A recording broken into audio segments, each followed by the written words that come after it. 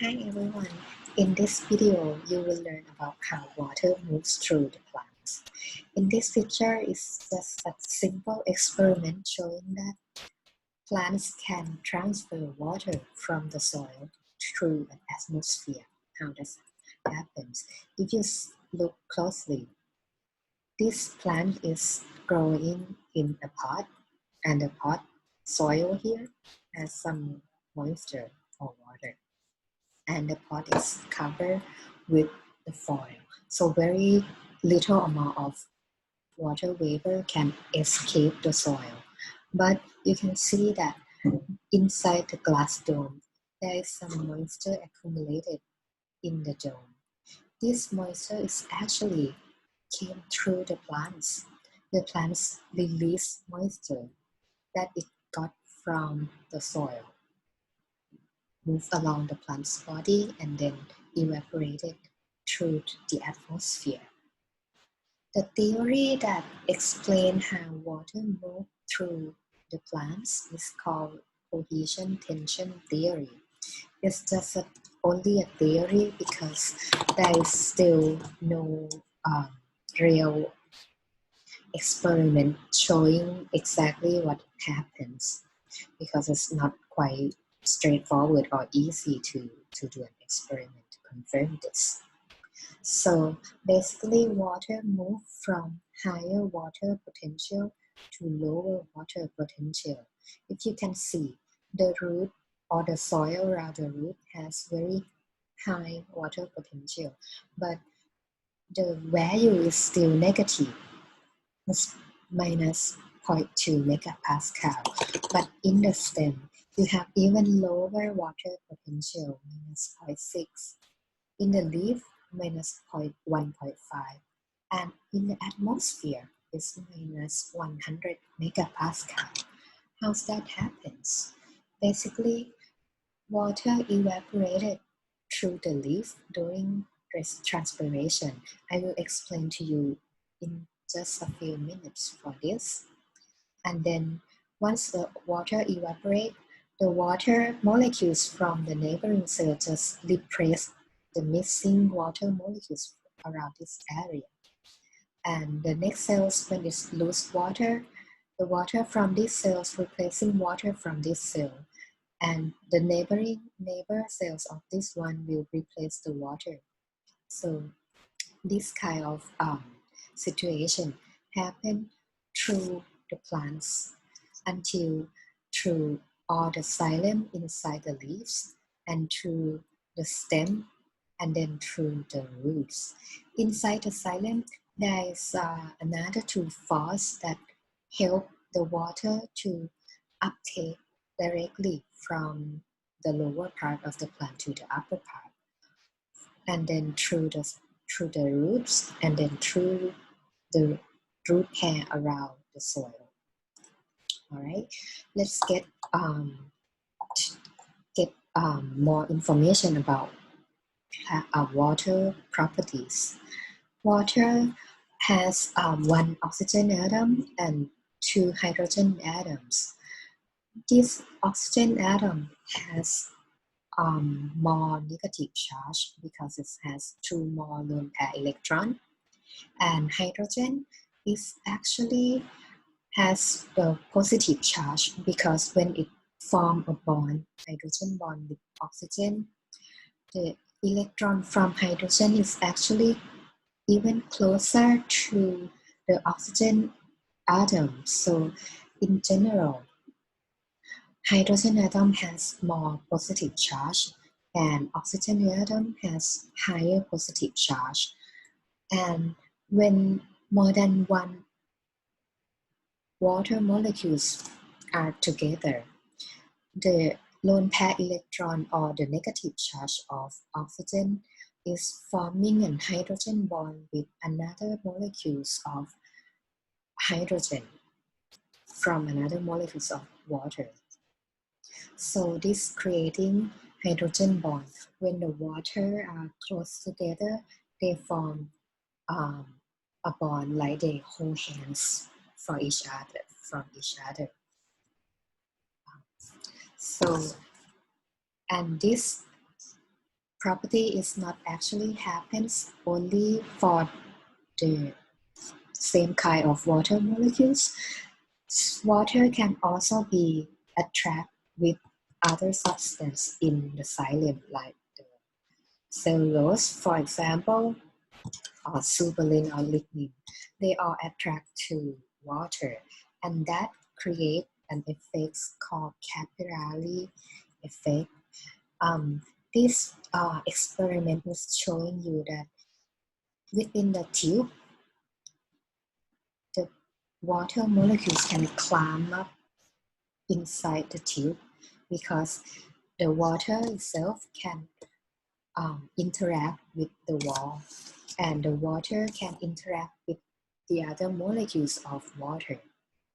And if you have even larger diameter of the tube, the rise in water is not actually as good as the narrower tube.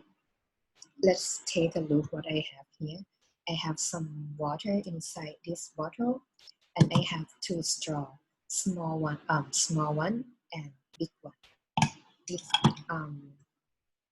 let's stop sharing the screen, and if you can see here, I just put the straw in the bottle containing water, and when I lift this up without holding the top, let's see together, you can see roughly that water is actually came up through the small straw, but not likely in the bigger straw.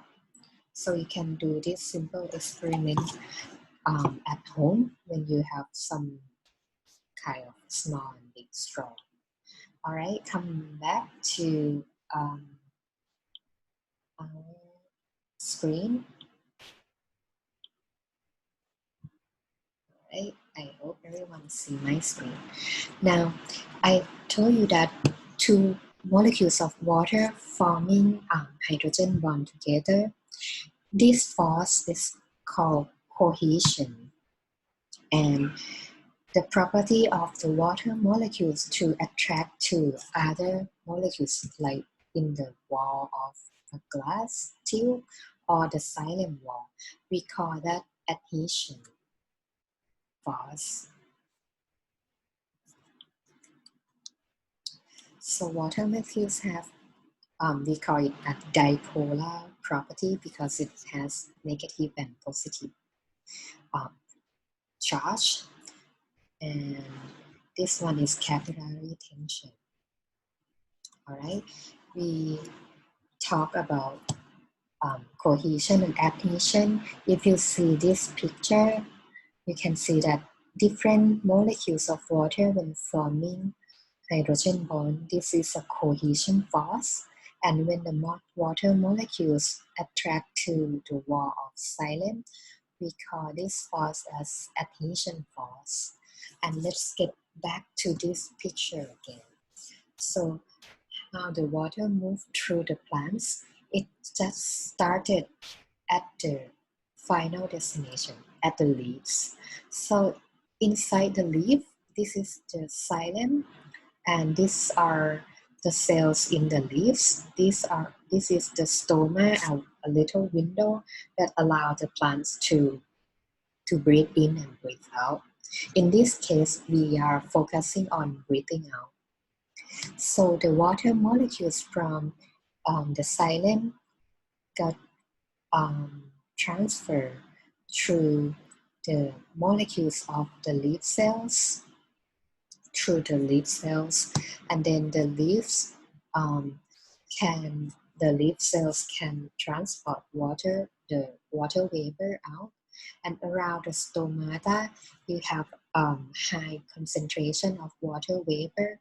When the stomata open, these water molecules can leave the plant cells, the plant stomata, because outside you have a very more negative or less water potential comparing to through here. the leaving of water molecules from the stomata through the atmosphere, creating more negative values of water potential around this area. And that causes the more transpiration or the water molecules to escape the cells near this area. And this cells is lack of the water because it's already moved out. These molecules, these cells will have decrease in water potential, and that will result in drawing more water from the neighboring cells through these cells. And these cells, again, when it has lost the water potential decrease, and it will take up more water from another cells that farther away from the stomata, and that will result in taking water from the xylem in the leaves. And the xylem in the leaf, again, it lose water, then it need to gain more water from the stem. And the water molecules from the stem can move upward throughout the length of the plants because the transpiration that pull the water up, and the water molecules will continuously move through the xylem because of the adhesion and cohesion forces. Um, and this continue through the root, the xylem of the root, and to the root hair of the root. Here you can see that this is the root hair, and root hair actually absorb water from soil particles around the root, around the surface area. All right. So this topic is quite complicated, but I think it's not too difficult for you guys. So if you guys have any question for this part, please feel free to contact me. And next I will show you how one factor that drives transpiration is not the only factor, but one of that. This factor is the photosynthesis that cause the plants to breathe in and breathe out. So for photosynthesis, plant need to split water, it need to use water and breathe out oxygen, and it also need to breathe in carbon dioxide. That's force the plants to open its stomata.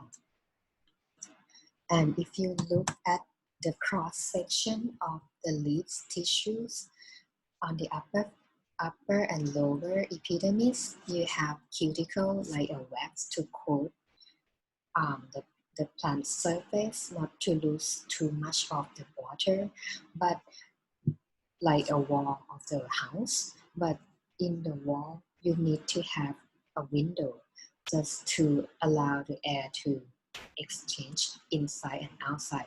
Similarly, like the plants, it has stoma, this one and this one.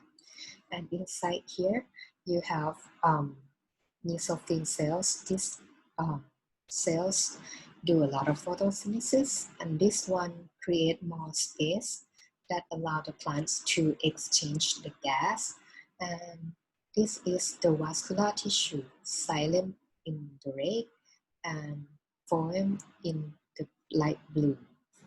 So like I explained to you earlier, water came through xylem tissue, and the water will be distributed through the leaves mesophyll cells that allow it to do photosynthesis. And the drawing of water is more than enough for the leaves to do photosynthesis. So some of the water molecules just accumulate a lot in this high water vapor content, and then it will be released to the atmosphere through the stomata. And at the same time, it's allow carbon dioxide to get inside the leaf and for the plants to fix and to make sugar. Here, how the plant will regulate or control when to close or when to open the stomata. During the photosynthesis, water is just got splitted to be proton and oxygen gas, and that proton will leave the cells, and the process of proton leaving the cells allow potassium ion to move inside the cell to keep the balance of positively charged molecules inside the cells.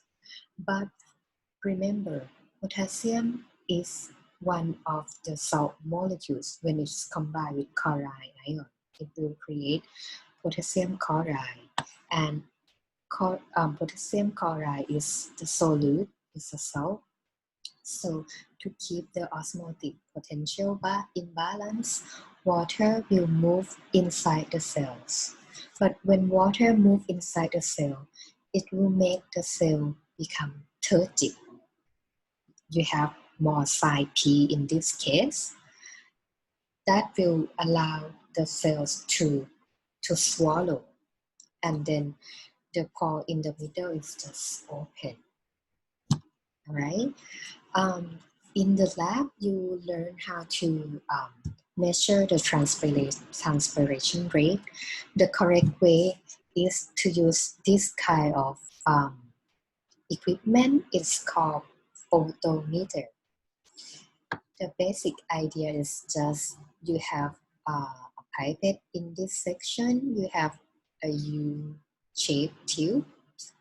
One side you put the plant in, and the other side you can just have a pipette to read the volume.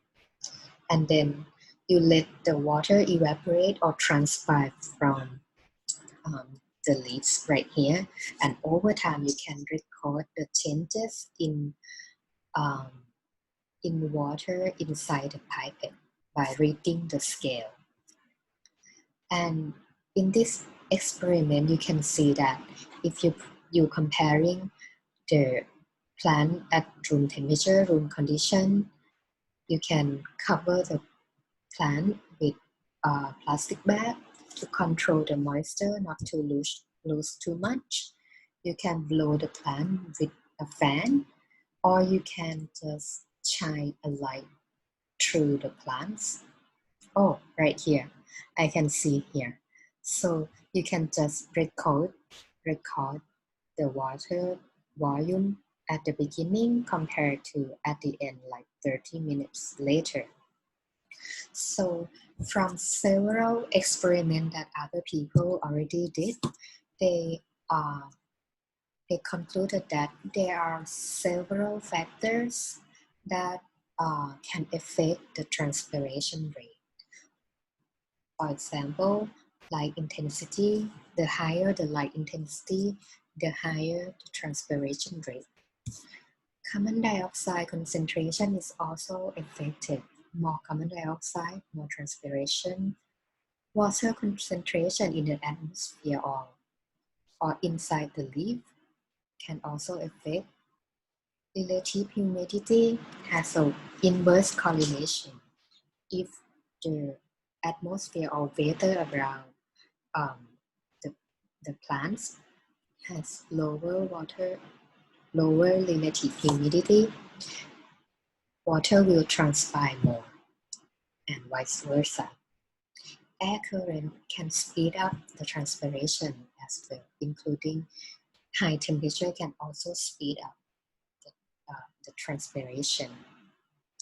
Let's talk about the lab again. I mentioned earlier that this is the correct way to measure the transpiration. But if you want to compare different conditions, you cannot put the same stick of plant in every condition at the same time, right? So you need to have different plant stick. But imagine different plants, different leaves will have different shape or different leaf area. How do you compare your experiment? You need to normalize the surface area of the plants.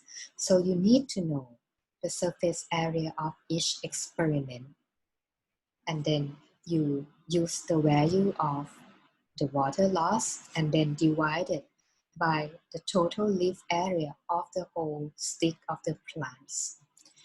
The method to calculate the leaf surface area is just there are too many ways. In this picture, I show you just one example. You can just place the leaf over a graph paper, and then you can just use um, a pencil to draw the circumference or the surface, the edges of the leaves over the graph paper, and then count the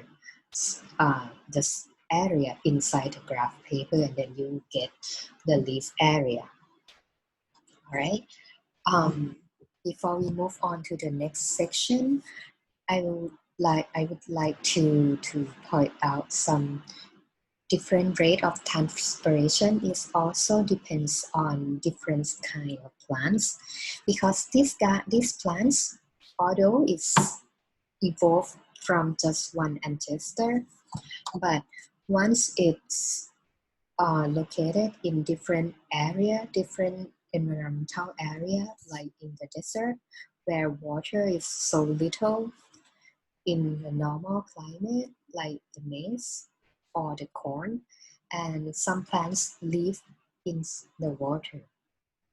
These three plants has different rate of transpiration, and we call them differently. The plants that transpire very little because it's already changed their leaf into spine or needle-like leaf. It will not transpire very much. We call this plant xerophyte. The plants that transpire in the average amount, we call it mesophyte. Oh, I think I put too much of an O here. I will change it for you guys. And another one, the plants that not that transpire a lot because it's live with the water, it has a lot abundance of water. We call it hydrophyte. All right. So we learn about how the water moves through the plants. We learn about transpiration, and at some case, when transpiration is not actually occur very much, water from the root is still pulling up